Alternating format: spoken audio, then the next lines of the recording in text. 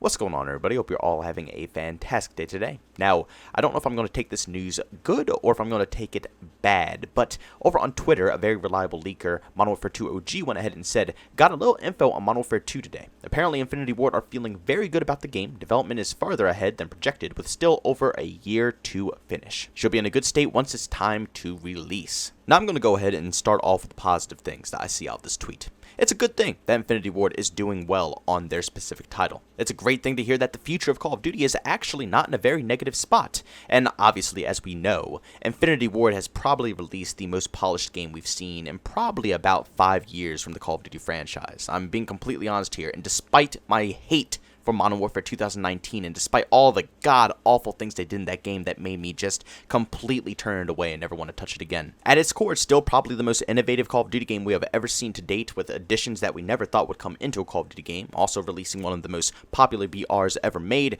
At the end of the day, it was probably the biggest moneymaker for Activision. But that is literally the only positive thing that I've seen out of this tweet. Do you want to know why this makes me worried about the future of Call of Duty? Because it's so obvious that Activision is catering to Infinity Ward, giving them the extra time that they need, making sure that they, out of all the development teams, despite, Treyarch being completely ignored on their game, forcing them to come mid-cycle for Sledgehammer Games to finish off frickin' Black Ops Cold War, and then Sledgehammer Games World War II, which was a disaster at launch, despite all these other development teams having to, get the worst end of the stick here. Infinity Ward gets all of the respect from Activision, and that's because of Warzone. Infinity Ward created probably one of the most popular things ever seen in Call of Duty history, and Activision knows that. That's why they put them at the absolute front of the development teams, to make sure that they could polish off their next title, to make sure that Warzone can thrive. Yes, Warzone has different content drops from other games like Black Ops Cold War, and soon to see Call of Duty Vanguard, which is going to be adding in multiple content drops to Warzone as well.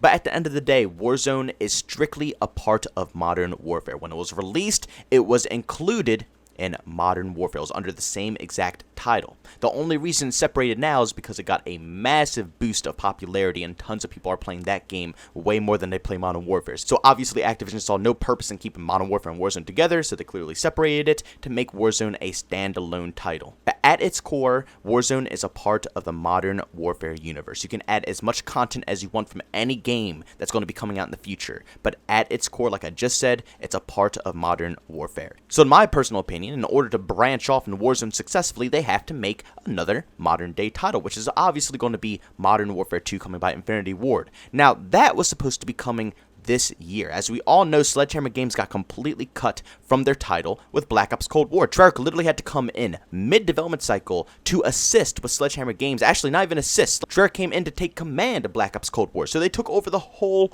project. Sledgehammer Games was out of the picture. So why out of nowhere is Sledgehammer Games coming in with like a year of time to make a game here, Call of Duty Vanguard? It doesn't make any logical sense. The only thing that I can see here is that Sledgehammer Games is giving Infinity Ward extra time. So what I'm seeing here right now for the future of Call of Duty is that Call of Duty 2021 was supposed to be made by Infinity Ward, but Activision wants Warzone to be more populated. They saw that Warzone was a massive moneymaker, so they wanted to make sure that Infinity Ward could perfect that specific title. So instead of rushing the title like they do every single year, knowingly do every single year, because it's not like it's a mistake that Activision rushes these games out. They know they're forcing them out when they're not ready. So instead of doing this, they decided for the first time in history to push back a Call of Duty title just for a game mode that's not for 6v6. Wonderful. But here's the consequence for that. Because now Sledgehammer Games is going to be coming in with making a half-assed game. And regardless if Sledgehammer Games is a good development team in your opinion or they're not, at the end of the day, no development team with this much amount of time can develop a title. Just look at Black Ops Cold War for an example. Treyarch Games had to come in mid-development cycle to take over Black Ops Cold War, and you saw the game at launch. It was broken, it was buggy, it was horrifying. My PC couldn't run the title.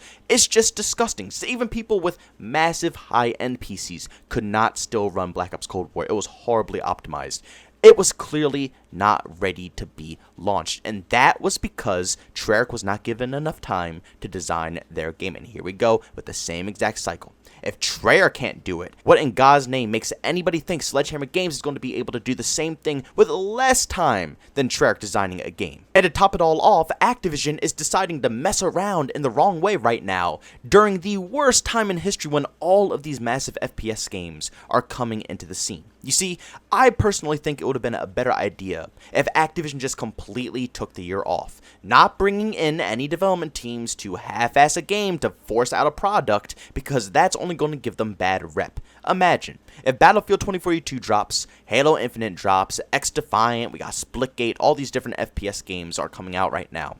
And then we have Call of Duty Vanguard, a half-assed game with 5 maps, horribly optimized, no content, bare-bone basic campaign that has no emotion, no feelings. If that's going to launch with all of those epic titles coming out there, Call of Duty is going to get so much hate that their fan base is going to dwindle to the point that nobody's going to be playing the 6v6 experience. The only thing that's going to be populated is basically Warzone at that point. And it's already coming to that point right now. Warzone is where all the players are at. 6v6 is boring, it's basic, it's lifeless right now. But if Activision decided to release no game this year, then nobody could hate on Activision anymore. Honestly, people would only applaud them at that point, because that's what the Call of Duty community needs. Not only for the developers, but for the actual fans themselves, people who are obviously in the Call of Duty cycle, people who do purchase these games every single year, people who love Call of Duty. You have to kind of force them yourselves to make them stop. They're not going to stop on their own, obviously, right? They're going to continuously buy your product, and Activision knows that. That's why they milk their series every year. And instead of obviously pushing back Call of Duty 2021 because it wasn't ready, they're going to force another development team to put out another game because they know they can make bank off of it, because people are still going to make it.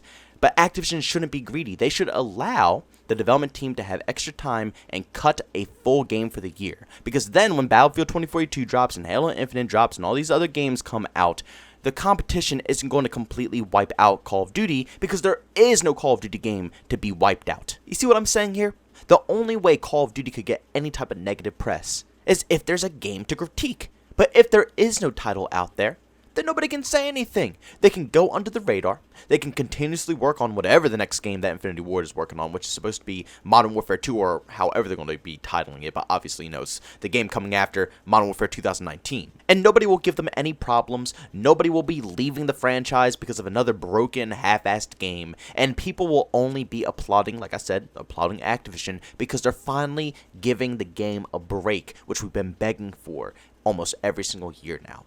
But they're probably not going to do that. And like I said, if they do decide to release Call of Duty 2021, which they already announced, they already confirmed that they're releasing Call of Duty 2021, so it's no coming back now. But, since they already did this, there's going to be so much negative press going around the game. There's going to be only people ranting, complaining, saying how it's another broken game, another broken title. More fans of the franchise are going to be leaving because nobody wants to deal with a half-assed game, once again, that you have to cough up $60 to play. Not like it's free to play. If it's free to play, it's a different story if they, slack here and there. But if you cough up $60, you expect a full working product. At the end of the day, Call of Duty 2021 is going to be an absolute utter disaster. You can clearly see that Activision's main priority is only Warzone. If 2 years straight now we are dealing with developers coming in mid-life cycle of a game and having to force out a product, 2 games straight now, just to give Infinity Ward enough time, because like I said in the leaks here, Infinity Ward feels good about their game. They're confident. They're ahead of time with still a year plus of development left over their game.